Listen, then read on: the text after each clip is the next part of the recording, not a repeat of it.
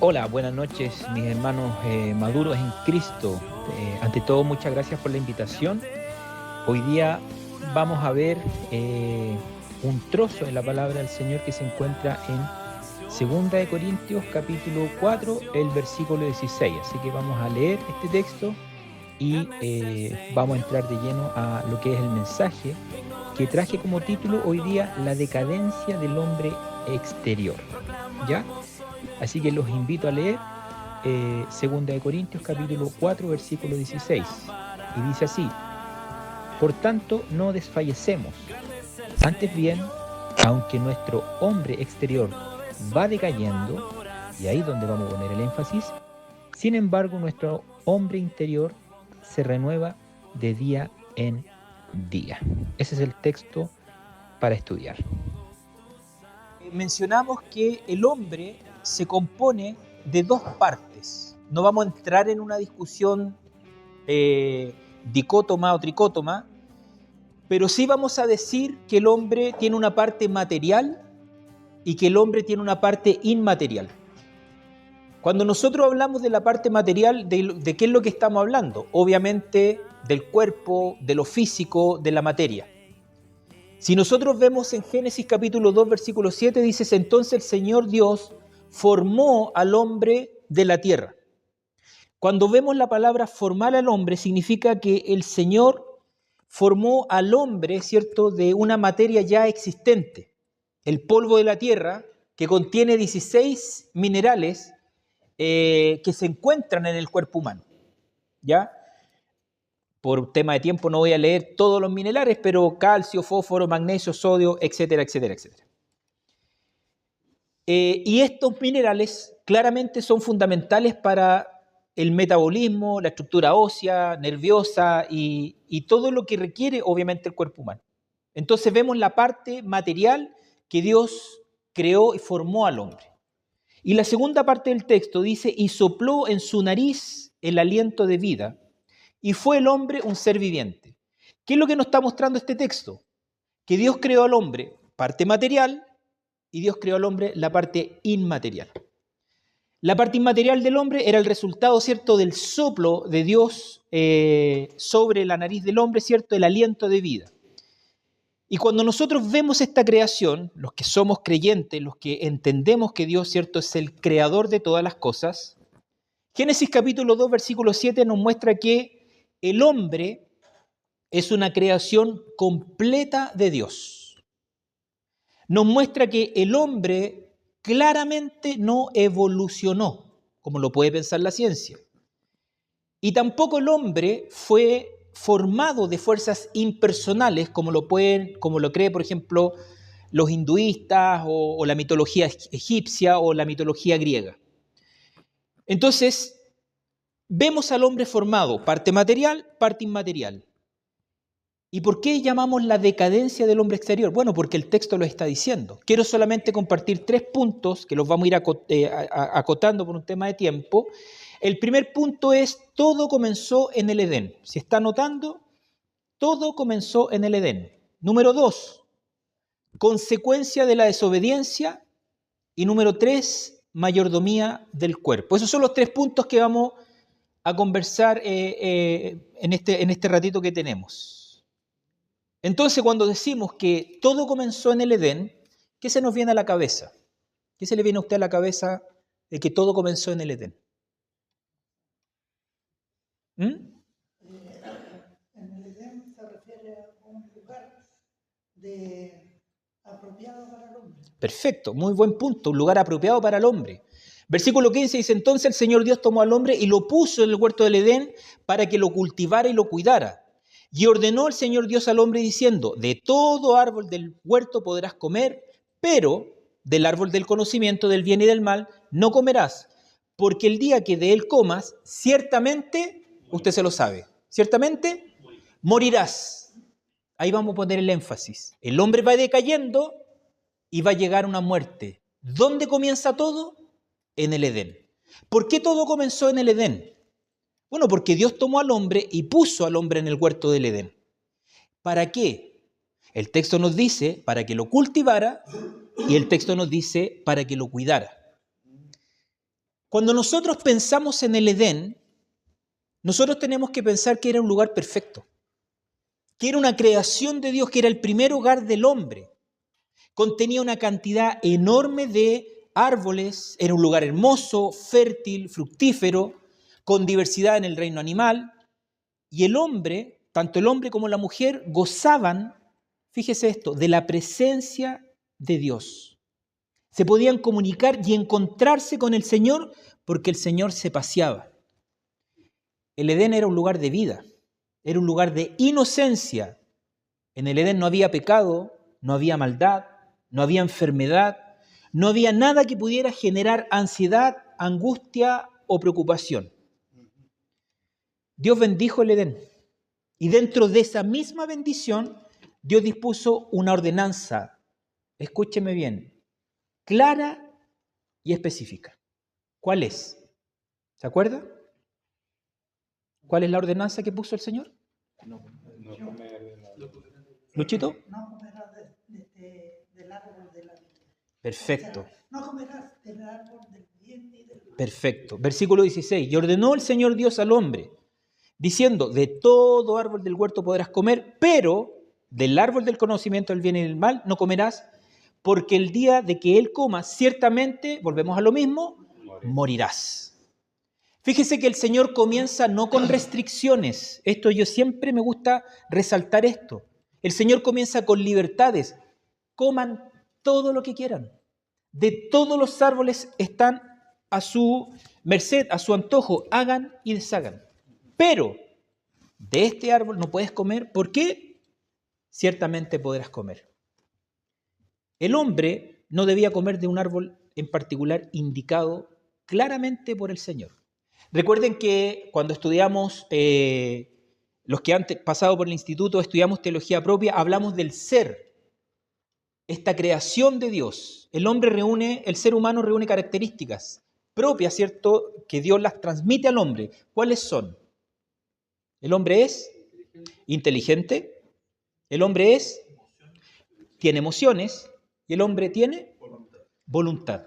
Es decir, el hombre tiene la capacidad de pensar, es decir, el hombre tiene la capacidad de emocionarse y el hombre tiene la capacidad de tomar decisiones. Cuando vemos el versículo 3 claramente nos damos cuenta de que tanto el hombre como la mujer sabían lo que podían hacer y lo que no podían hacer. Esta capacidad, ¿cierto?, de pensar los hacía razonar. Él sabía lo que tenía que hacer, ya había sido advertido por Dios. Pero, ¿qué es lo que pasó? Desobedecieron. Se desobedeció el mandato del Señor. Todo comenzó en el Edén. Número 2, viene la consecuencia de la desobediencia. Voy a volver a repetir el texto. Porque del árbol del conocimiento del bien y del mal no comerás, porque del día que de él comas, ciertamente morirás. Ciertamente morirás. Dios no puso esta prueba en el hombre para hacerlo caer, sino que puso esta prueba para darle la oportunidad en esta inteligencia, en esta voluntad de poder obedecer a Dios. Dios no quería hacer tropezar al hombre, sino que lo que Dios anhelaba y deseaba era establecerlo en santidad. Una consecuencia de la desobediencia que se manifestó en el Edén fue que se gestó, ¿qué cosa? Ciertamente, la muerte. La muerte.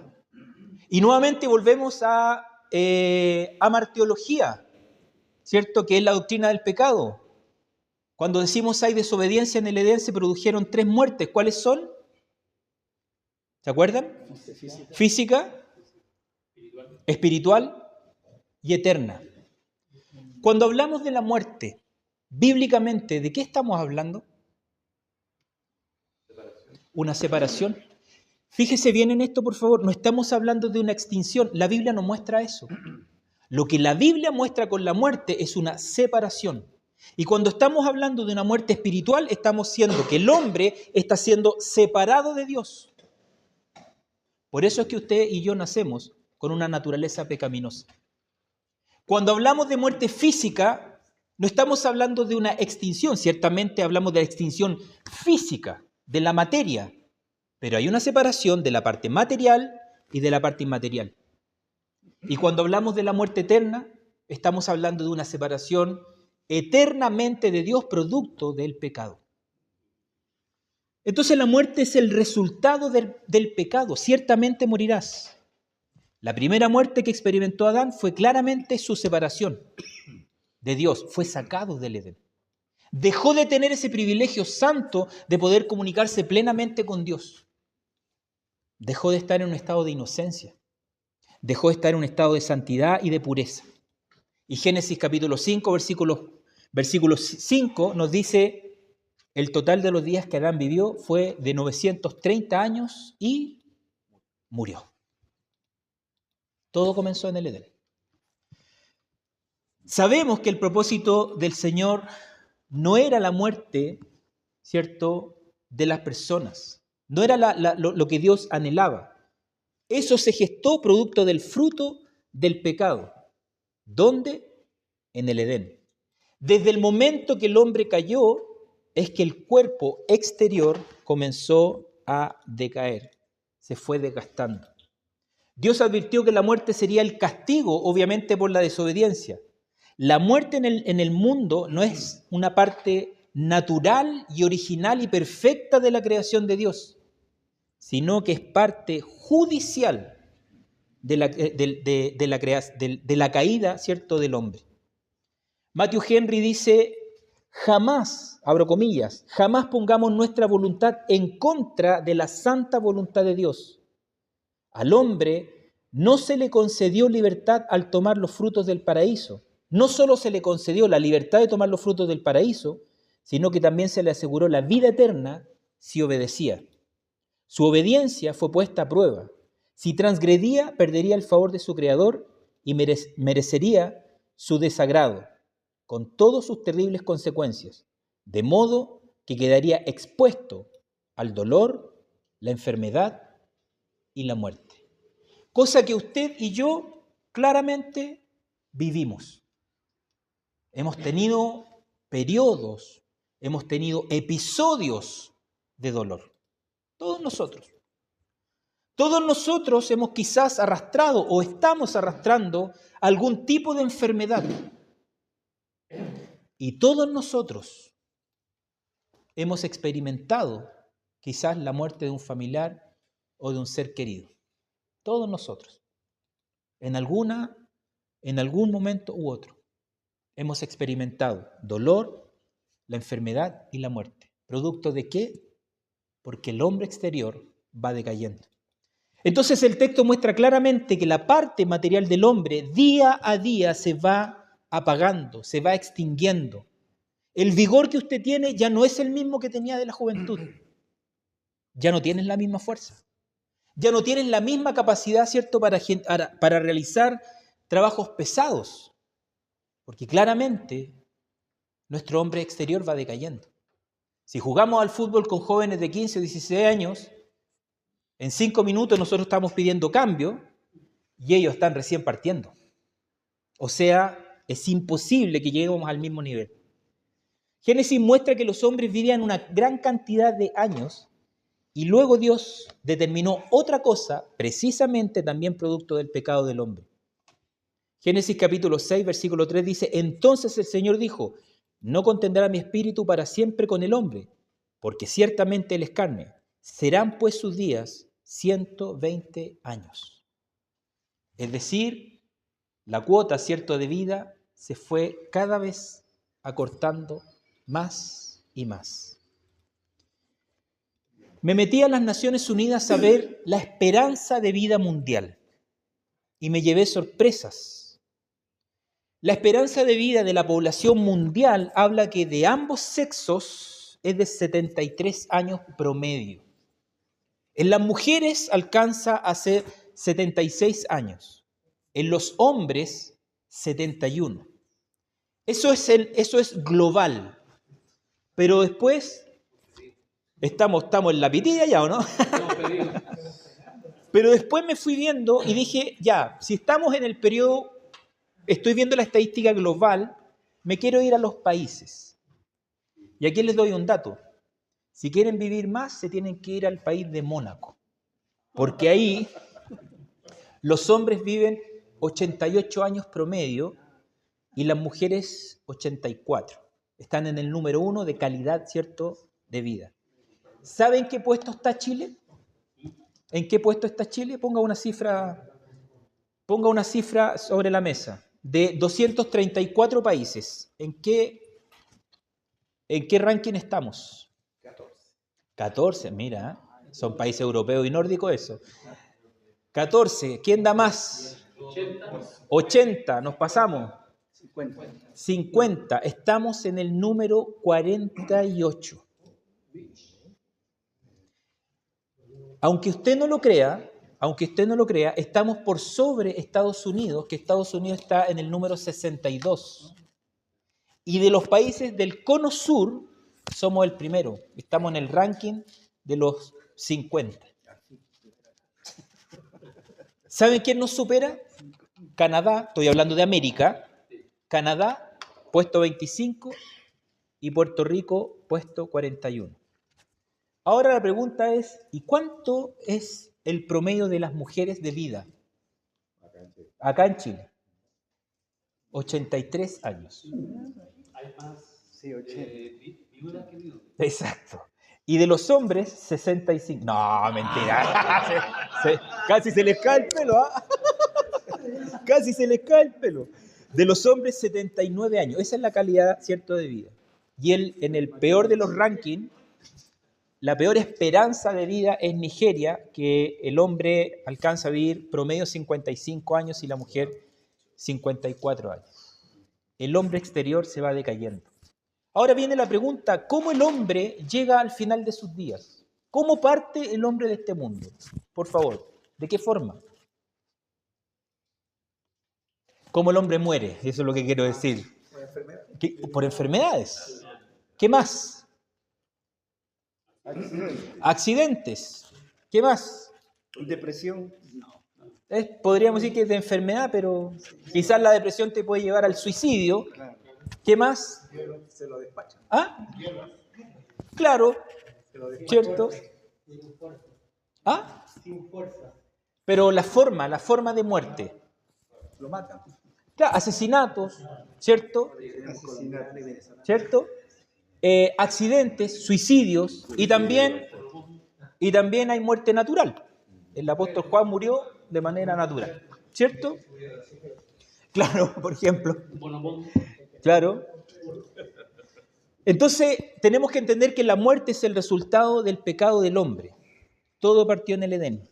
Estamos cada uno de nosotros destinados a morir. Y si utilizo un eufemismo, a partir de este mundo. Todos sabemos, ¿cierto?, que vamos para allá.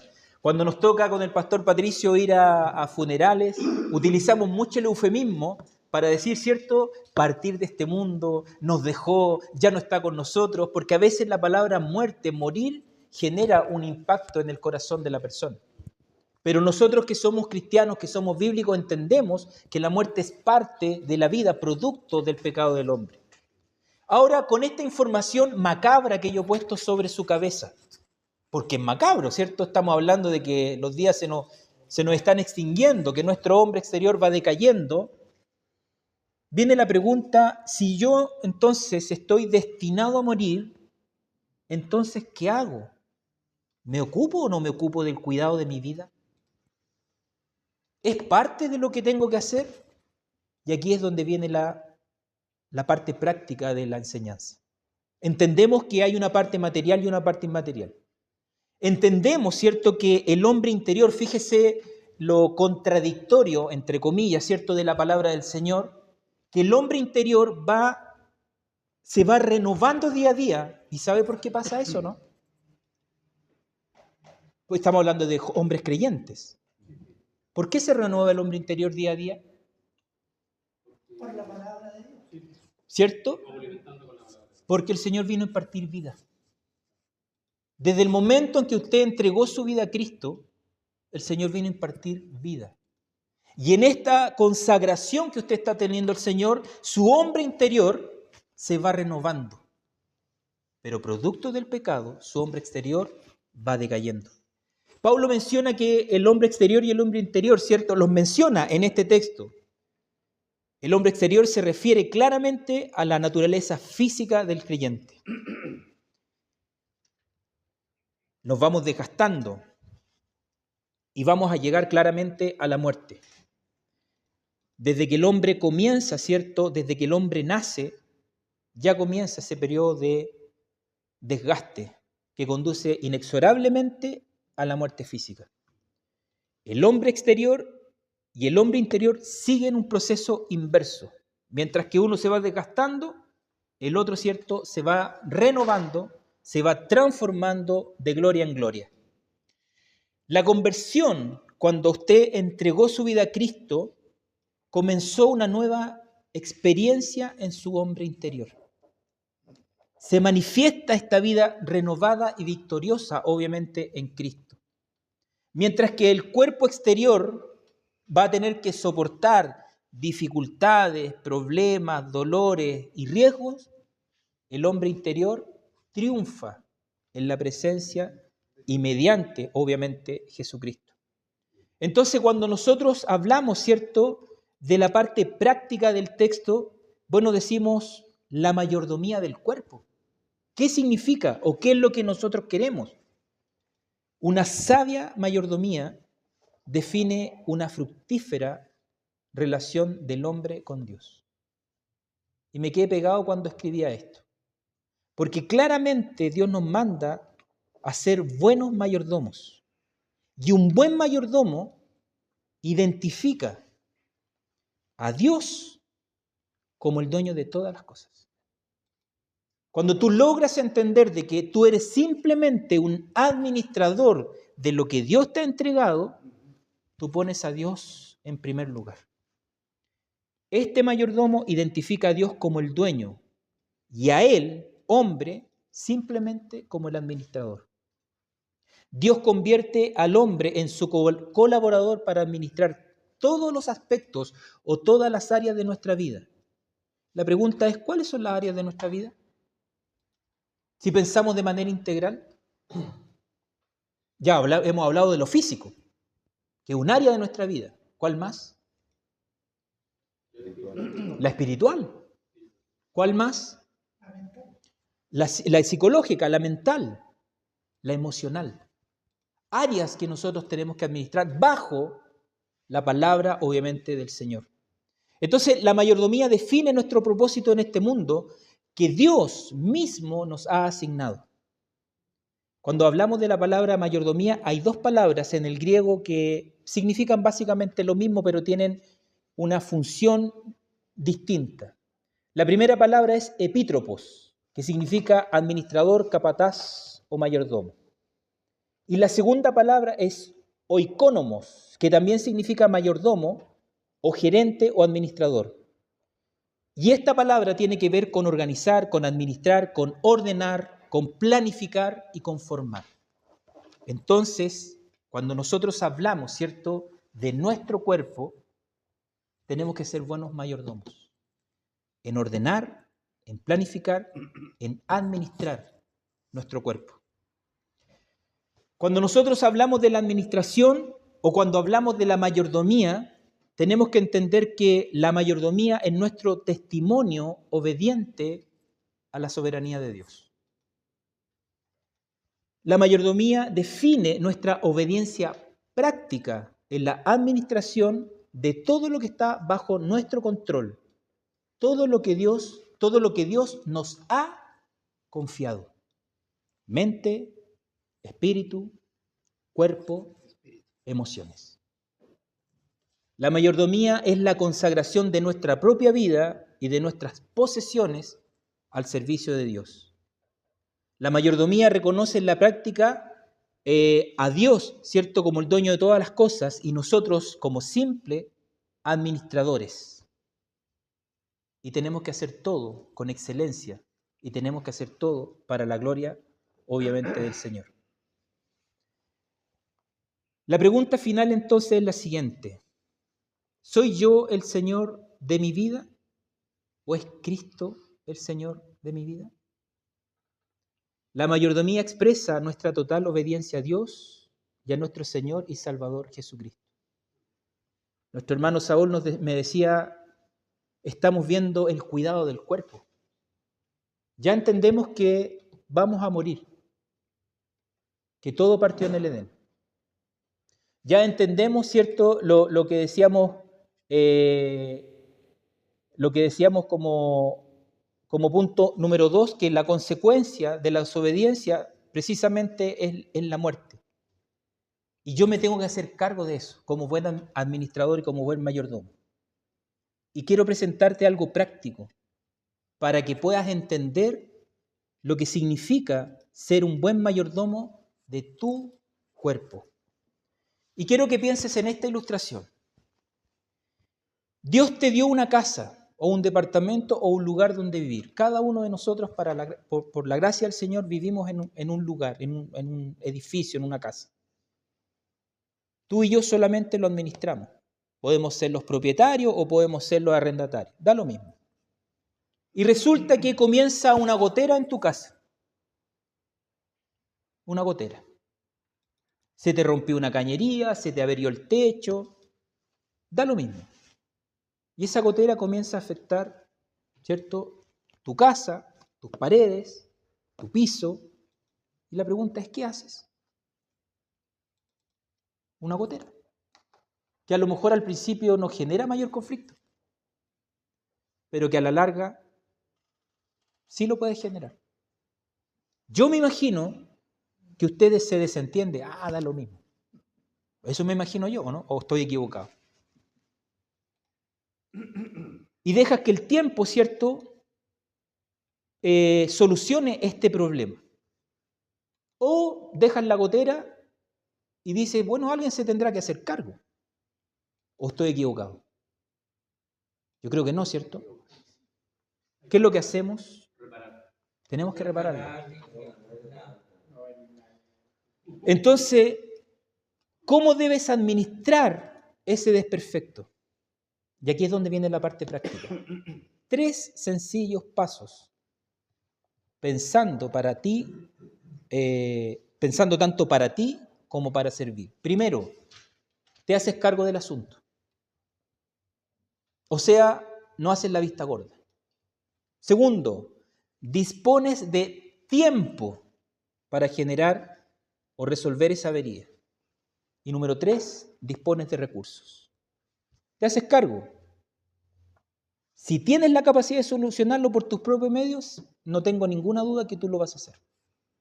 Pero si no, vas a buscar a alguien que repare la gotera. Te haces cargo. Dispones de tiempo, es decir, no vas a postergar el problema, lo tratas de resolver lo antes posible porque sabes que esa pequeña gotera a la larga presentará y sumará otras complicaciones y el costo de los recursos será aún mayor si es que no te haces cargo. O sea, dispones de tiempo. Y por último, dispones de recursos económicos. Sabemos que lamentablemente las cosas no son gratis, pero también sabemos que la mantención de una casa o la reparación de un desperfecto amerita gastos económicos. Es decir, hay que apartar del presupuesto dinero para costear la reparación, porque sabes que es la única manera de hacerlo. Quiero que lleves esa gotera que hemos estado hablando a tu cuerpo. Ya pasamos los 40 años todos los que estamos acá. Aunque yo me parezco de 35, no, tengo más. Exacto. Y el autocuidado claramente debe ser parte, mis queridos hermanos, de nuestra mayordomía. Y esto manifiesta, da a conocer nuestro carácter y nuestro testimonio como cristianos. La mayordomía y el cuidado de nuestro cuerpo debe responder a velar por una sana alimentación, como por ejemplo los completos light que nos comimos esta noche, ¿cierto? Actividad física, es decir, todos vamos a bajar la escalera y nadie va a usar el ascensor. Tiene que ver con un descanso reparador, tiene que ver con un chequeo médico y tiene que ver con hábitos de higiene. Eso significa administrar bien nuestro cuerpo. Sana alimentación, actividad física, descanso reparador, chequeo médico y hábitos de higiene. Las 3 acciones que les dije delante, lo vamos a llevar ahora a nuestro cuerpo, la gotera. Debo hacerme cargo. Debo hacer todo lo necesario para estar bien dentro de lo posible. Debo hacerme cargo de mis enfermedades de base o las patologías que pueda tener. Debo evaluarme con regularidad y mantener al pie de la letra el tratamiento médico que se me ha designado. Debo disponer de tiempo. ¿Qué significa esto? Saber administrar mis tiempos, apartar días y horas para mis controles médicos, para el ejercicio, para mis cuidados físicos, para mis cuidados mentales, tiempo destinado para el descanso, planificar nuestros tiempos. Y si por la gracia del Señor usted está sano, disponga de su tiempo para acompañar a tu hermano que sí requiere de ir al doctor. Acompáñalo a la cita médica. Dispón de tu tiempo para el servicio y ayúdalo a administrar a él bien su tiempo. Debo disponer, obviamente, de recursos económicos. Sabemos que la atención de salud no es barata, pero dentro de nuestra mayordomía también debo apartar recursos económicos para realizar el tratamiento que el médico ha determinado para mi salud. Y no pasar por alto, no da lo mismo, no me interesa. No, yo estoy ya crónico, no tengo nada más que hacer. Si tengo que tomar remedios de manera diaria, eso también debe estar obviamente dentro de mi presupuesto. Y si por la gracia del Señor estás sano y no dependiente de un medicamento de manera diaria, disponga, hermano, de sus recursos para bendecir al hermano, para bendecir al hermano que a lo mejor sí requiere mensualmente de tomar remedios para su tratamiento médico. Con esto termino. Mi esposa hace el año 2023 había contratado un seguro para hacernos chequeos médicos. Y todos los meses me decía, oye, por favor, anda a hacerte el chequeo, y yo siempre lo postergué. Hasta que un día, estoy hablando de agosto 2023, un día dije, ya voy a ir, para que mi señora entienda que sí me preocupo. Fui en diciembre a hacerme el chequeo, me mandaron a hacer muchos exámenes porque mi papá había muerto de cáncer al colon, entonces había una situación que el doctor tenía que determinar. Hermanos, producto de ese chequeo médico es que me hallaron, porque yo no tenía ningún tipo de dolor ni malestar, el cáncer. Solamente por eso. Porque un día mi señora se le ocurrió sacar un seguro y no quiero decir la palabra, me molestó, me obligó, me motivó. Mi amor, me motivaste, porque me están grabando, a ir al doctor. Y eso fue un hallazgo. Y Dios se manifestó, ustedes saben, en todo el proceso, para la gloria del Señor. Entonces, tuve que disponer y me tuve que hacer cargo. Tuve que disponer de tiempo y tuve que disponer de recursos. Y todo es para la gloria del Señor. ¿Oramos? Señor amado, te damos muchas gracias por este tiempo. Gracias, Señor, porque tu palabra nos muestra que nuestro cuerpo va decayendo, pero que nuestro hombre interior se va renovando día a día. Agradecemos este tiempo con nuestros hermanos y ayúdanos a poder ser buenos administradores de nuestro cuerpo y de esa manera también glorificarte a ti. Gracias, Señor. Oramos en Cristo Jesús. Amén. Bien, hermanos, que el Señor les bendiga.